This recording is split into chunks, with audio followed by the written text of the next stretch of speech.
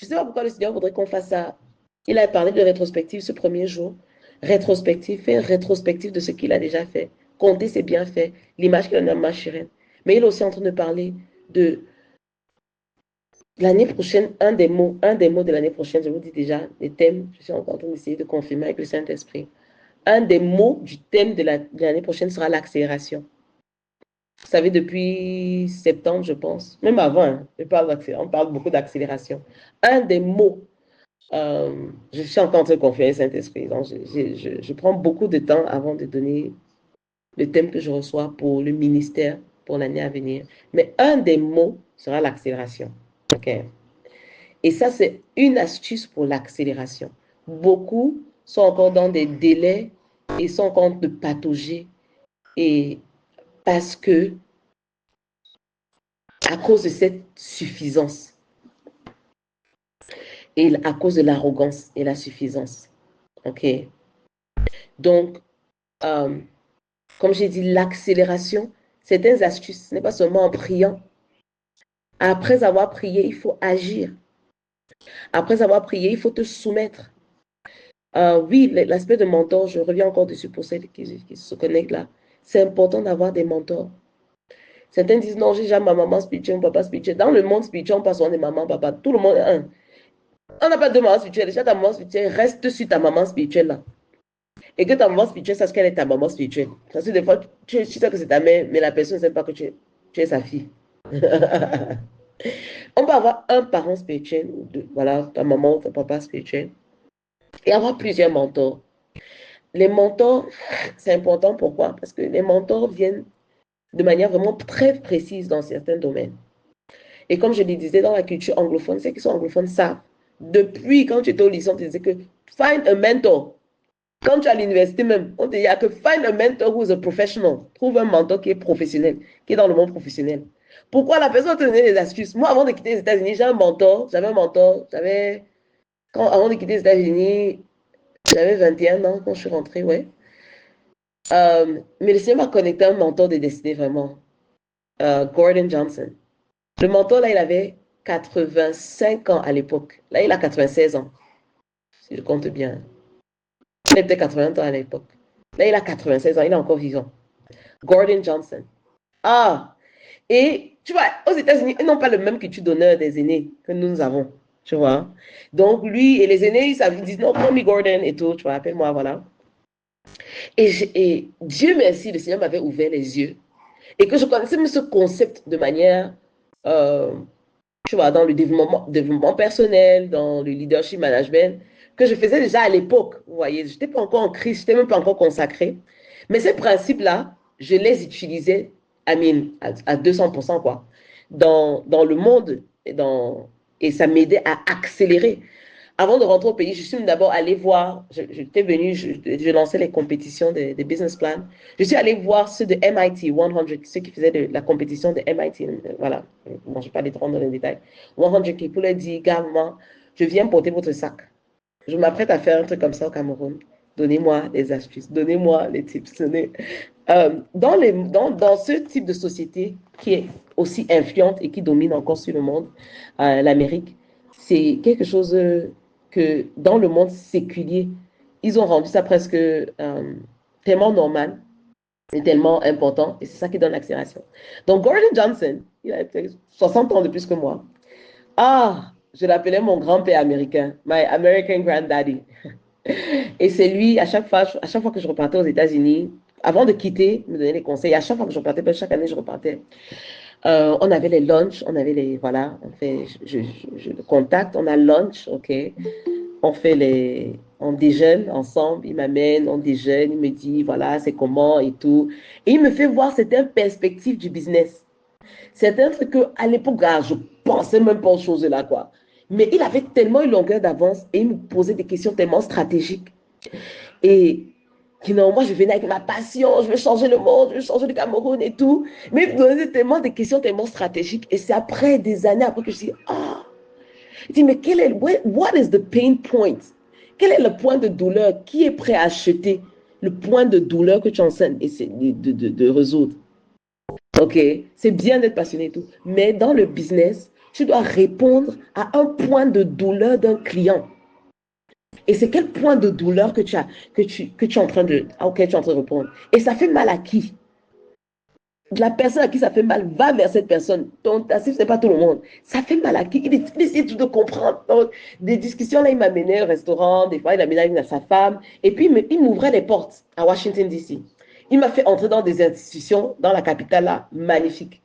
Like, dans son réseau, il m'ouvrait les portes à son réseau, m'introduisait à son réseau. Il ouvre les portes à son réseau, il m'introduit à son réseau. Oh, Gordon.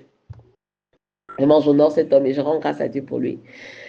Donc, ça a été un mentor vraiment capital. Il m'a permis d'accélérer, ok, dans la manière dont je faisais les activités ici au pays et de comprendre l'essentiel parce qu'il avait une longueur d'avance avant moi sur ce que je voulais faire.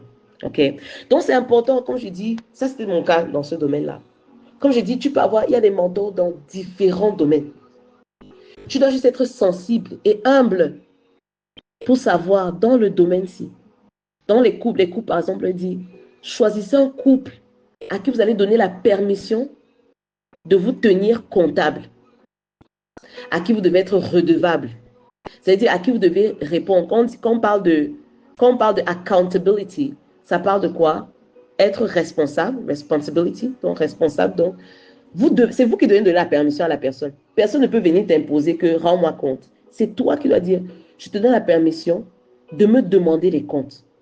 Par exemple, un couple, c'est très important et c'est très sain quand un couple a un couple à qui ils peuvent rendre compte, à qui ils peuvent répondre.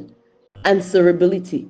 Donc, pouvoir répondre, à qui ils peuvent être liable. C'est-à-dire qu'on peut dépendre d'eux, on peut savoir que bon. Et il y a plusieurs couples qui témoignent de cela, que parce qu'ils avaient ce couple-là, ce couple mentor, ça les a aidés quand ils passaient dans des périodes difficiles. Par exemple, l'homme, il a dit, ils avaient donné la permission à ce couple de parler sur leur vie et de leur coaching. Donc l'homme, par exemple, quand il y a eu des turbulences dans le mariage, et c'est un genre, quand son mentor a dit, tu sais quoi, là maintenant, arrête-moi ça, il pouvait obéir immédiatement, même s'il ne voulait pas. Même s'il ne voulait pas. Il avait donné la permission et il avait accepté de se soumettre au coaching et à la direction du couple mentor là. Par exemple, on voit ça dans les couples. Tu vas voir ça, si tu es docteur, c'est important d'avoir un docteur qui est mentor, qui a peut-être, je sais pas, 10 ans, 15 ans de plus que toi. Si tu vas dans un nouveau pays, c'est important d'avoir quelqu'un qui est là-bas. Dans les internats, dans les milieux anglophones, quand tu arrivais à l'internat, on te mettait un big. C'est pas ce qu'ils se rappellent, les bigs, les grandes sœurs ou le grand frère. Et le big, c'était quelqu'un, si tu étais en sixième, c'était quelqu'un qui était en troisième ou seconde. La personne était en troisième ou seconde. Tu es aussi un enfant, hein. Toi tu as 10 ans, lui il a peut-être 14 ans, 15 ans. Mais on le responsabilise. Il devient ton mentor au campus. Et donc, il t'aide à faire quoi? À accélérer. Parce que tu ne prends pas autant de temps pour apprendre des différentes choses. Donc, mais la personne qui est mentorée doit savoir se soumettre au mentor. Imagine le big te dit que non, pour trouver l'eau, pour aller puiser l'eau le matin, il faut aller à partir de 5h, 5h15. Sinon, si tu arrives après, tu vas perdre le temps. Tout le monde sera là. Tu vas te dire que, ah, pardon. Ah, pardon. Là, c'est là. Nous, on va faire, je vais gérer. Ça te fait perdre le temps. Tu vas tourner autour du pot et tout. La grâce qu'il a. Tu vas louper ça parce que toi, tu veux seulement faire ta chose. Tu ne veux répondre à personne. Tu ne veux être comptable de personne. Tu ne veux. Like, tu veux seulement être toi, tu te suffis. Non. En cette saison, je dis qu'en 2025, là, je ne vais pas rentrer en 2025. Comme ça, là, pas là, je n'ai personne à qui je rends compte. Je suis moi, je suis mon île. Je ne veux me soumettre à personne. Voilà, je me suffis. Moi, le Saint-Esprit, ça suffit. Ma chérie, prends la résolution. 2025, tu vas te trouver un mentor. Tu vas demander à quelqu'un de te mentorer. Et tu vas être proactif par rapport à cela. Tu vas créer des temps de proximité. Parce que le mentor, c'est aussi ça, c'est la proximité. Je vous ai dit comment moi j'allais les lunches. Je faisais les lunchs avec mon mentor. Même quand je suis rentrée au Cameroun, j'avais un mentor. J'avais peut-être 2 mentors quand je rentre au Cameroun. C'est ça qui m'a permis d'accélérer vraiment quand je suis rentrée au pays. Ça m'a permis d'accélérer. Parce que je ne connaissais pas le pays du monde professionnel. Je suis partie quand j'étais une adolescente. Je suis rentrée, toute mon expérience professionnelle, c'était aux États-Unis. Je suis rentrée, je ne connaissais personne. Mon réseau n'était pas ici. Mes amis étaient aux États-Unis, mes amis étaient en Angleterre, mes amis étaient partout. J'avais seulement mes cousins ici. Mais je me suis soumise à différents mentors qui m'ont montré la voie, qui m'ont dit fais attention à ceci, fais attention. C'est pour ça que je suis allée de manière vraiment accélérée. C'est un des secrets de l'accélération.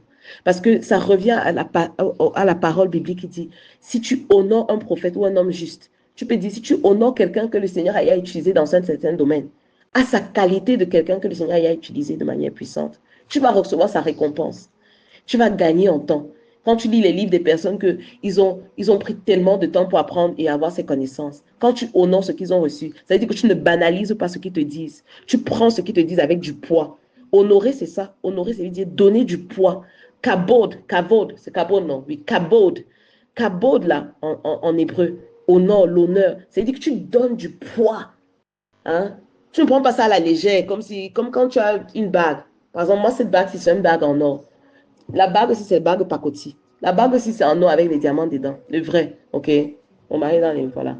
La bague aussi, c'est le pacotille. C'est le faux, ok? Je peux prendre ça, je mets ça n'importe où, j'oublie même où j'ai mis. Mais l'autre ici, là, pourquoi ça saute d'abord de mon doigt? Ce sera chaud. Je connais la valeur de ça. Ça porte du poids. Les gens ne peuvent pas savoir le poids que ça a. Mais pour moi, ça a du poids. Je ne peux pas mettre ça n'importe comment. Je me lave et je dis que je mets ça. C'est là. Ce n'est pas la bague de 2000 ou de 3000 ou de 100 000 même. Ce n'est même pas, c'est pas son prix. Vous voyez, ça a l'air d'être les mêmes choses. La bague ici, ça c'était la bague de 15 euros, de 10 000. L'autre ici, je ne vous donne même pas le prix de ça. Ok, je ne vous donne pas le prix de ça. Mais pour dire que quand quelque chose a du poids, tu prends ça avec le poids.